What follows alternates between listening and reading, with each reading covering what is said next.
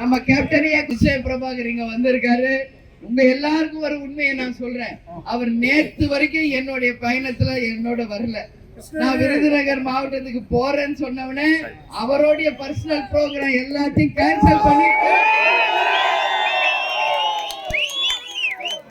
என் மக்களை, ஏன்னா அப்பதான் எனக்கு புரியுது எவ்வளவு உண்மை எவ்வளவு தூரம் விஜய் பிரபாகர் இந்த விருதுநகர் தொகுதியை நேசிக்கிறார், இங்க இருக்கின்ற மக்களை நேசிக்கிறார் என்பதற்கு ஒரே உதாரணம் இது. இன்னைக்கு நம்ம தமிழ்நாட்டுல எத்தனையோ தொகுதிகள் இருந்தாலும் கேப்டனுக்கு எப்படி ஒரு விருதாசலமோ அது மாதிரி விஜய் பிரபாகருக்கு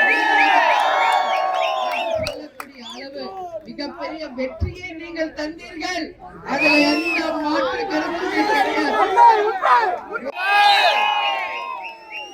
இதை யாரும் மாற்றவும் முடியாது. வந்து வேற ஒருத்தர் ஜெயிச்சதாக அறிவிக்கப்பட்டார். ஆனால் மக்கள் மனதில் நீங்க இடம் பிடித்த ஒரே வேட்பாளர் விஜய். உங்க அத்தனை பேர் வாக்கும் நம்ம தம்பிக்கு நீங்க கொடுத்தீங்க. அதற்கு முதலில் உங்கள் அனைவருக்கும் என்னுடைய பணிவான வணக்கங்களை நன்றிகளை நான் தெரிவிக்கிறேன். ஏன்னா இது கேப்டன் பிறந்த சொந்த மண். அருப்புக்கோட்டையில ராமானுஜபுரம், அங்கதான் கேப்டனோட அப்பா எங்க மாமனார் பிறந்து வளர்ந்து கேப்டன் பிறந்து அதற்கு பிறகுதான் கேப்டன் மதுரைக்கு சென்று அப்புறம் சென்னைக்கு வந்தார். அதனால பூர்வீகம் அப்படின்னு ஒண்ணு இருந்தா அது வந்து நான் தெரிவிச்சுக்கிறேன். அதே மாதிரி இன்னைக்கு நம்ம பார்த்தோம்னா உள்ளம் தேடி இல்லம் நாடின்னு தமிழகம் முழுவதும் சென்று நம்ம கழகத்தினரை நாம் சந்திச்சுட்டு இருக்கோம். இங்க நிக்கிறாரு தலைவர். இங்க ரதம் தெரியுதா? நம்ம ரதம் தெரியுதா? இந்த ரதம் தலைவருக்கு இலங்கை வாழ் தமிழ் மக்கள் அன்பு பரிசாக தரப்பட்டது. இதுவரைக்கும் அரசியல் வரலாறில் எந்த ஒரு தலைவருக்கும் மக்கள் பரிசு கொடுத்தது. ஆனா கேப்டனுக்கு இலங்கை வாழ் தமிழர்கள் கொடுத்த அன்பு பரிசு இந்த ரதம் என்பதை பெருமையோடு இந்த நேரத்தில் நான் சொல்றேன். அதனாலதான் தலைவர் இல்லாம நம்ம எங்கேயாவது வந்திருக்கோமா? இல்ல.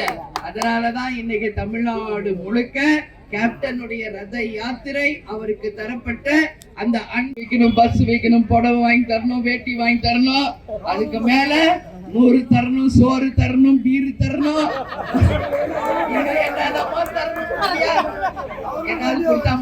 எல்லாமே கொடுக்குறாங்க. கொடுத்தது ஆமா, அப்படிதான் அவங்களை கூட்டத்தை காமிக்க முடியும். இப்ப இங்க நிக்கிறீங்களா எவ்வளவு பேரு தலைவர் சொல்ற மாதிரிதான் இங்க நம்ம விடுற மூச்சு காத்துல எங்கேயாவது ஜாதி மதம் இங்க இருக்கா? நாம் அனைவரும் ஒரே வீட்டு குழந்தைங்க மாதிரி, இது ஒரு குடும்பம் அப்படின்னு நம்ம நிலைநாட்டிக்கிட்டு இருக்கோம். அதனால சொல்றேன், இதுதான் உண்மையான விசுவாசம் மிக்கவர்கள். செய்திகளை உடனுக்குடன் தெரிந்து கொள்ள கீழ்கண்ட கேபிள் மற்றும் டிடிஹெச் நெட்வொர்க்குகளில் எம்நாடு செய்தி தொலைக்காட்சியை காணுங்கள். பாதகம் செய்பவரை கண்டால் நாம் பயம் கொள்ளலாகாது பாப்பா. மோதி மிதித்து விடு பாப்பா, அவர் முகத்தில் உமிழ்ந்து விடு பாப்பா. அண்மை செய்திகளை உடனுக்குடன் தெரிந்து கொள்ள இணைந்திருங்கள் எம்நாடு தொலைக்காட்சியுடன்.